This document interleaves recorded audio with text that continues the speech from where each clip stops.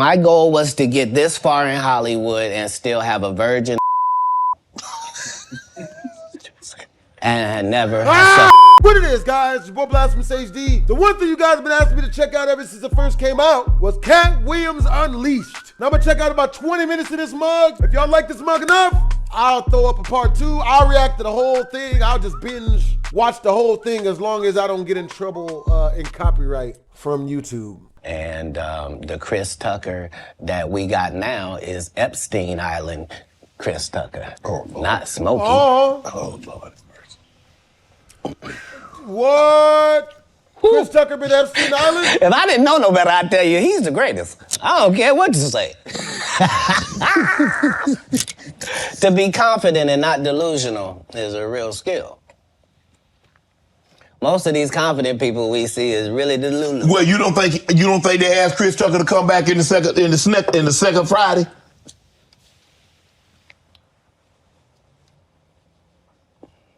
Smokey was all in Smokey. There ain't no Friday without Smokey. We all agree to that, and there's no next Friday without Friday, and there's no Friday after next without Friday. We talk about the road because you said that they don't. Here's the thing. Okay. Here's the thing. Chris was allowed to make the decision. At the time that this is happening, Katt Williams is known for smoking weed. Willie Nelson is known for smoking weed. Right. Snoop's known for smoking weed, but none of us is really known except Willie. And I'm saying, Chris Tucker didn't want to be the poster child for smoking weed. He don't smoke weed like that. Right. He in the church. He Michael Jackson's best friend. Christmas. Michael Jackson called him Christmas. You ever met a man that gave you a little nickname like that? No. Me neither. Oh, come on, boy! Come on, Christmas. Must be the greatest. Man, I ain't gonna be able to get nobody back. I ain't gonna be able to get no more comedians. They all coming. No, they ain't. Are you kidding me? Nah. Hey, I promise you. I done got all the rest of them. I done got the ones. I promise you, everybody trying to double back. You're gonna be having to beat them off with a stick. You gonna let him? They're coming. Much as. You're on Def Comedy Jam, Comic View. What were those experiences like? What do you remember most about Def Comedy Jam and Comic View? Comic View was everything. Comic View was really the break, and not Friday after next, just because Comic View was just 3,000 of your stand-up peers, and we just throw sets of all of them up there, and we see who the audience likes. Who do they like? And it was a great wild, wild west time to be involved in comedy. And the same is true for Def Jam because hip-hop was a fad at one time, and hip-hop ain't gonna last, and why are you doing that? And that's how it was for blue comedy. Mm-hmm. If you were a comedian that cussed, you were ridiculed by the mainstream comedy geist. That would be like me being on Joe Rogan. Joe don't want me on there. I need to be on Shannon. Joe got 6 comedians that never been funny. He want to push out. But that's really how it is. I'm so sorry I'm competitive. You an athlete, right? I can tell. You understand. Will there ever be another Comic View, Def Comedy Jam? Could that, in today, in 24, 25, 26, could we see that again? They've already announced it. It's already going. You didn't know? Mm-mm. Yeah, Kevin Hart purchased it, so he's now doing Comic View. That happened at the same time that they gave DC Young Fly Hollywood Squares. Where? Yeah, because they tell you that there's no gatekeepers, but we keep seeing the same people open the gate. Didn't Kevin open the gate and let Tiffany in? Ain't he now opening it up for... Don't such and such open the gate? What do you mean ain't no gatekeepers? There's 100 gates out here. Would you?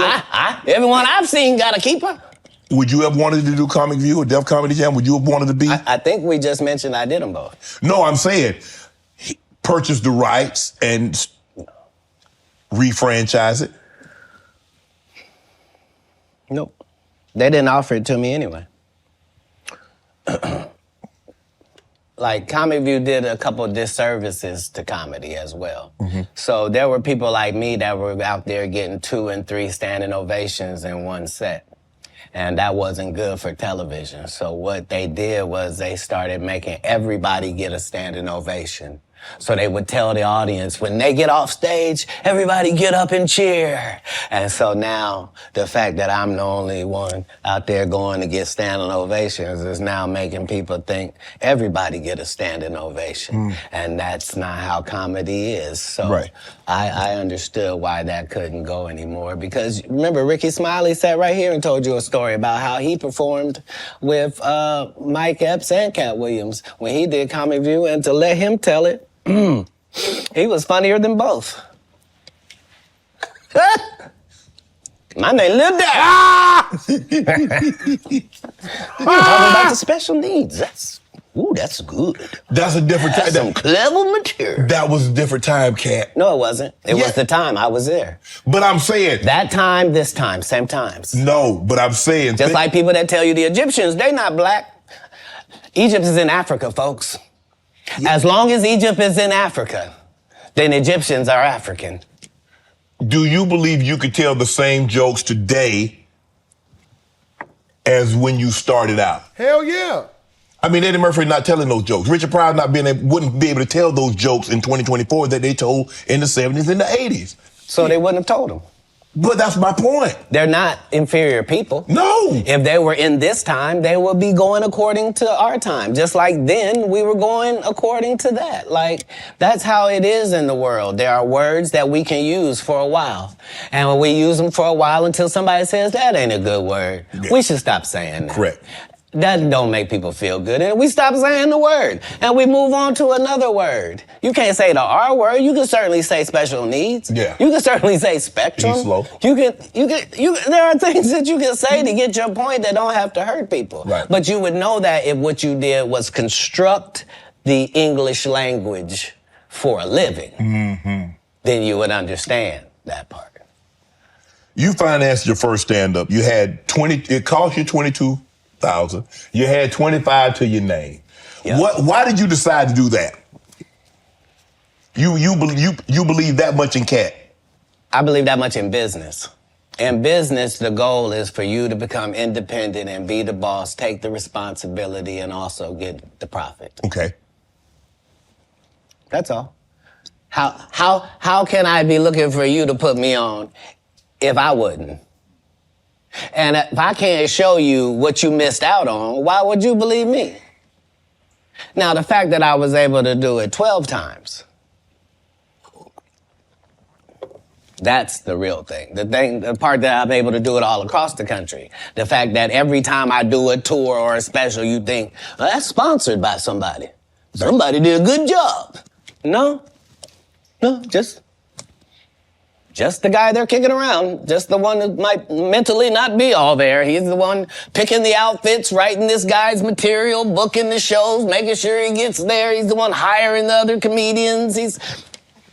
But hey, I knew that that's the end goal. So if that's the end goal and I'm there when I start, why would I deviate from that? Right. Remember, my goal was to get this far in Hollywood and still have a virgin asshole and never have sucked a penis. That was my only goal. I like that. I didn't want to get with a white woman because I was scared she might have me running down the street like Jonathan Majors. There you go. See, come on, Katt. Not because I didn't like white women. I think white women are as great as any other women. But I'm not gonna act like I'm not scared of them. I have a reason to be scared. You could be Kang the Conqueror, and they could take your rabbit ass down in 2 weekends. And that's the truth of the matter. So I stayed away from that. And remember, I told you the drug story from when I'm in the park. Yeah. So these are just the things. I had all of those when I came in. I already was ready for that. That's what they don't like. I did not know. You're telling me and showing me a side of the business that I didn't know. That you guys are, the competition, the competitiveness. That's all business. I don't care if they're selling Coke. You wouldn't believe the things that Coca-Cola says about Pepsi. You wouldn't believe the water conversations between Dasani and Liquid Death. Like in all business, in all sport, competition is a driving force. And I don't require anybody to be better. Who am I? I just require if you're a loser and you've taken shortcuts at every chance and you've made sure that you didn't put anybody on that really had a work ethic and was a God-fearing person and you helped it. If that was never you, then don't act like that's you. Don't get out here now that you don't do stand-up and start acting like, oh, you not sure why you don't do stand-up no more. I heard you got run off. You better be careful. The nigga that run you off gonna show up and he gonna tell everybody. Man, what you gonna be able to say? Nothing. Why you think I speak with such clarity? I'm actually involved in each one of these stories I told you about. Right. Right. The one comedian that we've been sitting here doing this interview that you hold in very high regard is Dave Chappelle. Dave Chappelle walked away from 50 million. You said it was more. Tell the story. That's right. I'm gonna let you tell it. No, you're No, the best. I want you to tell it. You really are the best. You're proving it here today. As much as I'm proving it, you proving it. You proving it. Yeah, that wasn't the thing. It wasn't. People say that. He lost $50 million. No, that's not even close to what happened to this dude. And until you understand what happened to the dude, you don't understand what happened. Like, no, not they offered him $50 million and he turned it down. Who gonna turn down $50 million? Now, I've had to turn down $50 million 4 times. 4 times. Just to protect my integrity and that virgin hole I was telling you about.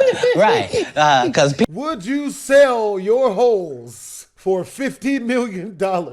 I would very, very teary-eyed. I would turn it down, but I would be a mess. I would be a blubbering mess, man. I wouldn't upload for 3 days after that, bro. I just turned down $50 million.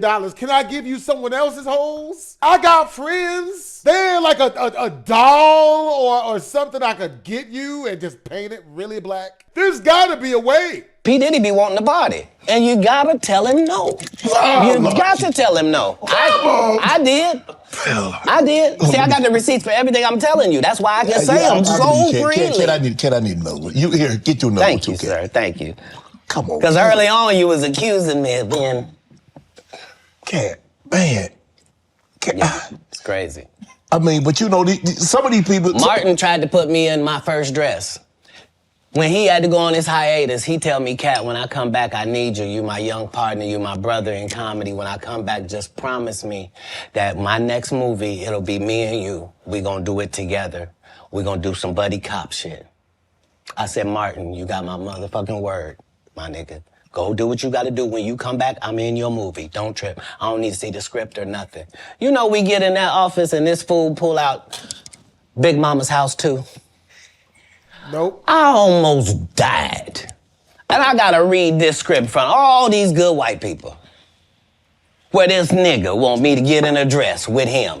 And I'm literally saying to everybody, why is he in a dress again? You already played the old lady as an FBI agent. We can play anything now. We can be playing a dog catcher this time. Why do we need to be in a dress? And I get so mad, I say, you don't want me. You want Brandon T. Jackson. And that's who they went and got. Twice I said it, they went and got him. Just like I'm telling you, I had that other dude's work. I had all of it. All I did was say, I want to punch it up so it's not offensive to real niggas. And that's how I got in this position.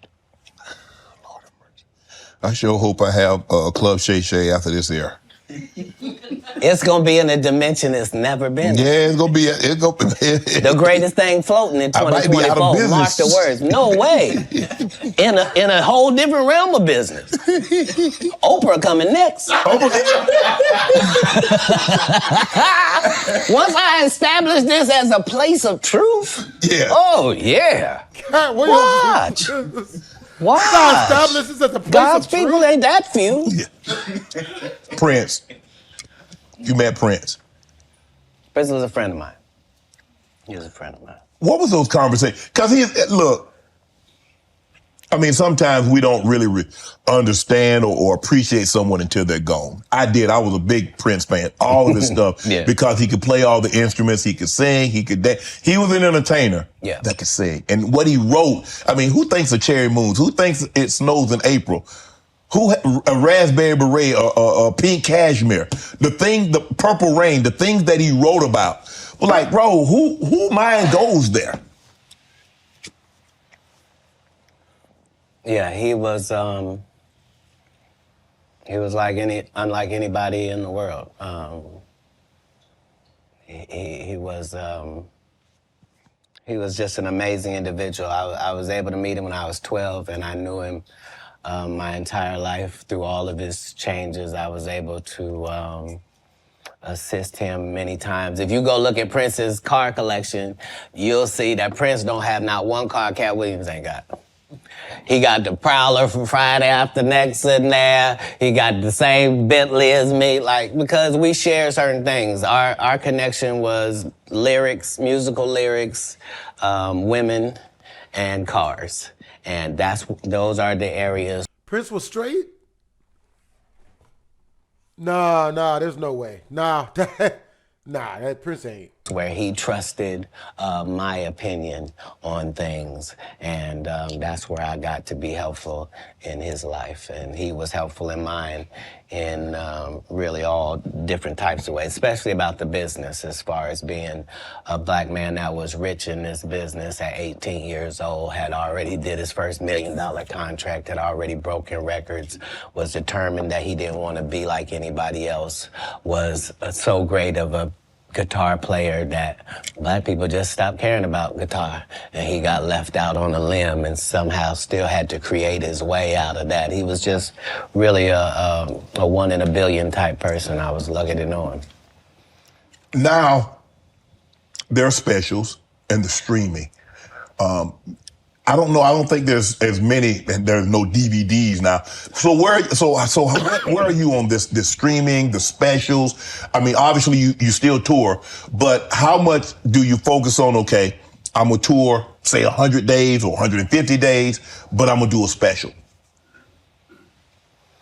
Well, now that our relationship with Netflix is at the 8-figure mark, 8?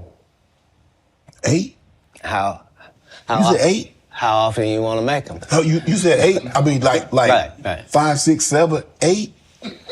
Got to be 10 million to qualify, yeah. So what I'm saying is, once you're at that level, how many would you do?